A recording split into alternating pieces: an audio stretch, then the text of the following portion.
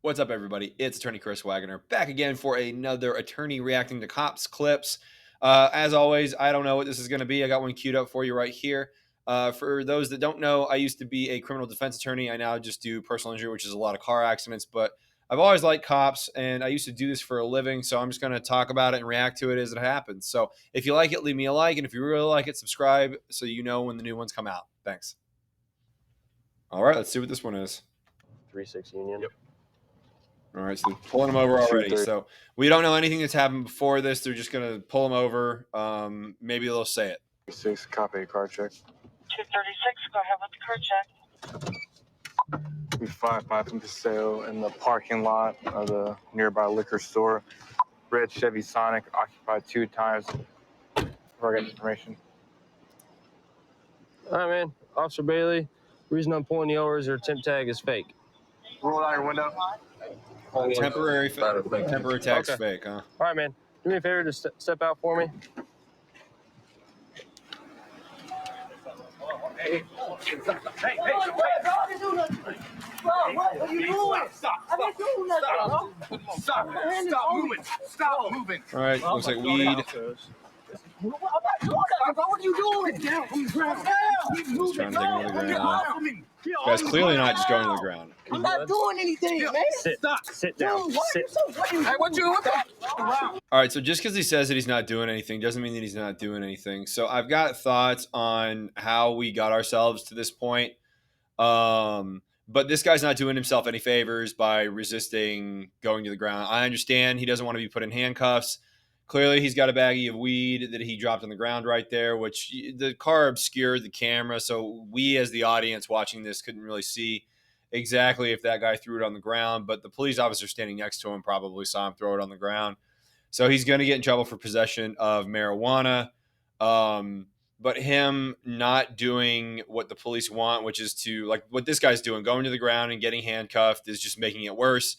You know, he could be charged with resisting without violence. But of course, if he keeps going and he does get more violent, then they can charge him with resisting with violence, which is a felony, at least in Florida.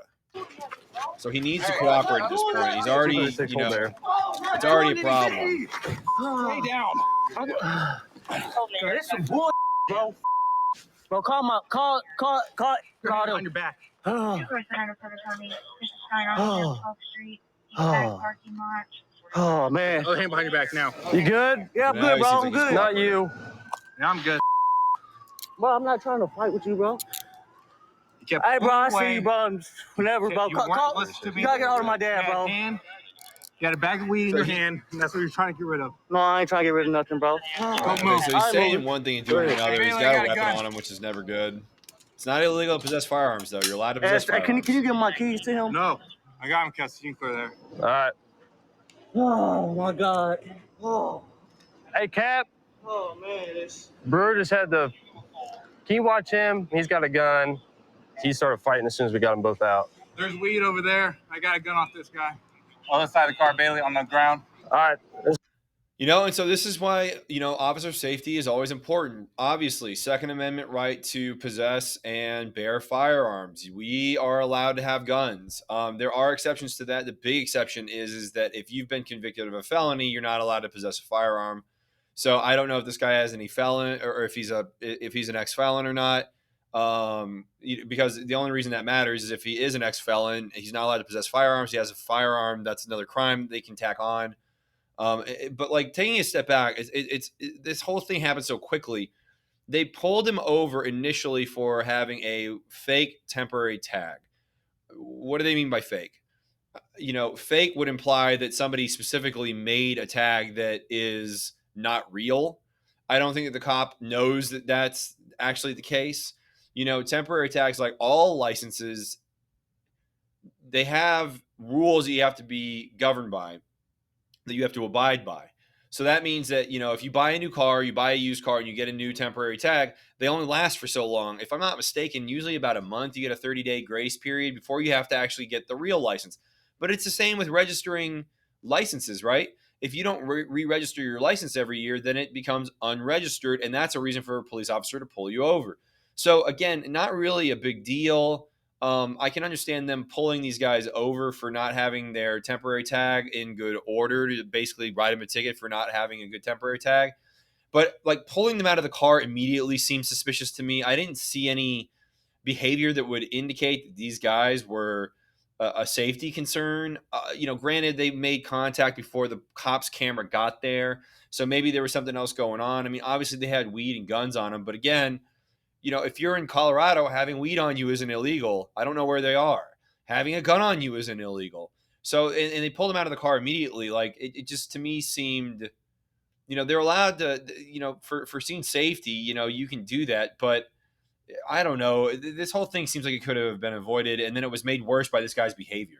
There's another gun in here. It's registered in my name. All right. And my paperwork is in my wallet, bro. You gotta be rough with me, bro. You gotta be rough. I'm not gonna do that, bro. I'm not doing anything. All right. I still got to check you for any more weapons. I ain't got nothing. Can you just give him my stuff, please? That's all I ask y'all. We're going to deal with that one step at a time. I'll see you in a couple, bro. In a couple years, G. The big bag of weed he had in his hands when we took him out of the car and he tried to throw it on the ground. I ain't fighting with you, bro. You got me, bro. All right. Don't say that. Don't say that you got me, bro. Like, just be quiet, exercise your right to remain silent, ask for an attorney, and just, that's what I would recommend to this guy. I'm not, I don't know where they are. I don't know what the jurisdiction is, but at this point, just don't confess to anything. The stop could be bad. There's ways to attack this if you're the criminal defense attorney that's defending this guy. Don't confess to anything yet.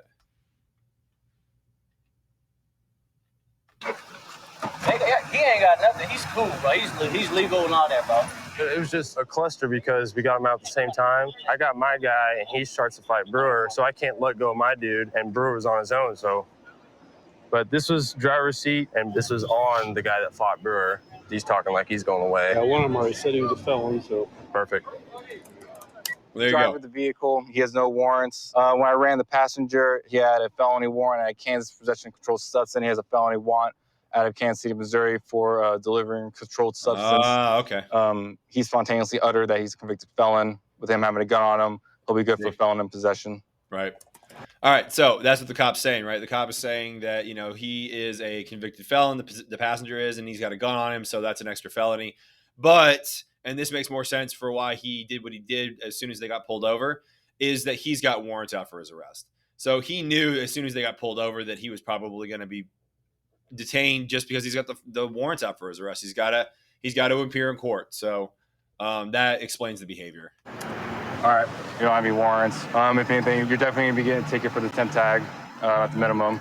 And then, so that was not necessarily getting towed yet. So, like I said, we're waiting on the detectives to see where we go from there. Because right now, do you have insurance for it? What? Do you have insurance for the vehicle?